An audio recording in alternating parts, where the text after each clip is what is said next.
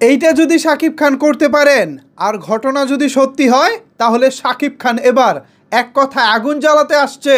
সাকিবিয়ানরা, শাকিব খানের ভক্তরা, আপনারা কোথায়?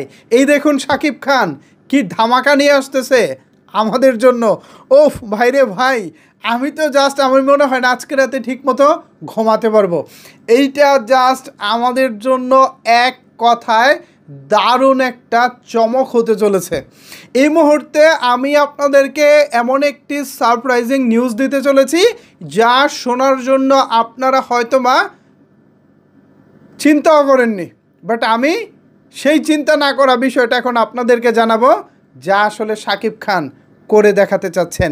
এরকমটা যদি শাকিব খান করতে পারেন তাহলে যেমনটা বলেছি আগুন লেগে যাবে ভাই, আগুন লেগে যাবে। কি করেছেন শাকিব খান, কি করতে যাচ্ছেন, চলেন বিস্তারিত আলোচনা করি আজকের এই ভিডিওতে। আপনাদের সাথে রয়েছি আমি ওয়াসিম। ভিউয়ার্স, আপনারা তো আগে থেকেই জানেন মেগাস্টার শাকিব খান আগামী রোজার ঈদের জন্য প্রিন্স নামক একটি সিনেমায় চুক্তিবদ্ধ হয়েছেন। এই সিনেমাটির শুটিং আগামী মাসের নভেম্বরে শেষের দিকে শুরু হবে। এর আগে নায়িকা কে হবে এটা নিয়ে যথেষ্ট জল্পনা কল্পনা চলছে। গত 2 দিন আগে একটি নিউজ এসেছে তাসনিয়া ফারিন প্রিন্সে যুক্ত হয়েছেন, পাশাপাশি আরও 2 জন নায়িকা লাগবে। অর্থাৎ টোটাল শাকিব খানের প্রিন্সে 3 জন নায়িকা থাকবেন। 2 জন বাংলাদেশি, একজন হচ্ছে কলকাতা থেকে। এর মধ্যে কলকাতা থেকে সম্ভাব্য নায়িকা হিসেবে ছিলেন ইধিকা পাল এবং রুক্মিণী। তো এরই মধ্যে যতটুকু জানা গিয়েছে কলকাতা থেকে রুক্মিণীকে নেওয়া হচ্ছে, আর বাংলাদেশ থেকে আপনারা জানেন তাসনিয়া ফারিন অলরেডি প্রথম আলোর ভাষ্যমতে অলরেডি প্রিন্সে তিনি চুক্তিবদ্ধ হয়েছেন। তো বাকি থাকলো আরেকজন, আজকে সেই নায়িকাটার নামও আলোচনায় চলে এসেছে, আর তিনি হচ্ছেন তটিনী।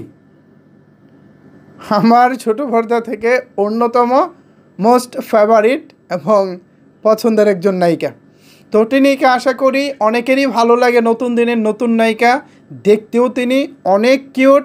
সিনেমার পর্দায় তাকে দেখলে খুবই ভালো লাগবে। স্পেশালি মেগাস্টার শাকিব খানের বিপরীতে তটিনীকে দেখার জন্য তো আমি অনেক এক্সাইটেড হয়ে বসে আছি। এখন এইটা আপাতত রিউমার, তো আমি পার্সোনালি চাইবো এই রিউমারটা সত্যি হোক। এই 3 জন নায়িকাই শাকিব খানের বিপরীতে থাকুক। কলকাতা থেকে রুক্মিণী, বাংলাদেশ থেকে তাসনিয়া ফারিন অ্যান্ড হচ্ছে তটিনী। ওফ, ব্যাপারটা তো ভাই জুস লেভেলে চলে যাচ্ছে, তাই না?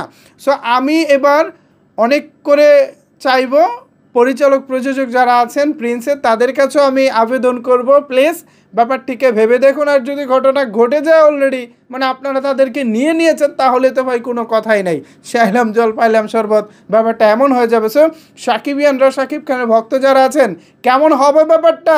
আওয়াজ তুলুন, আওয়াজ তুলুন, আওয়াজ তুলুন। আমার কাছে ব্যাপারটা একেবারে জোস লেগেছে, এক কথায় জোস। আমি এই কাস্টিংটাকেই চাই।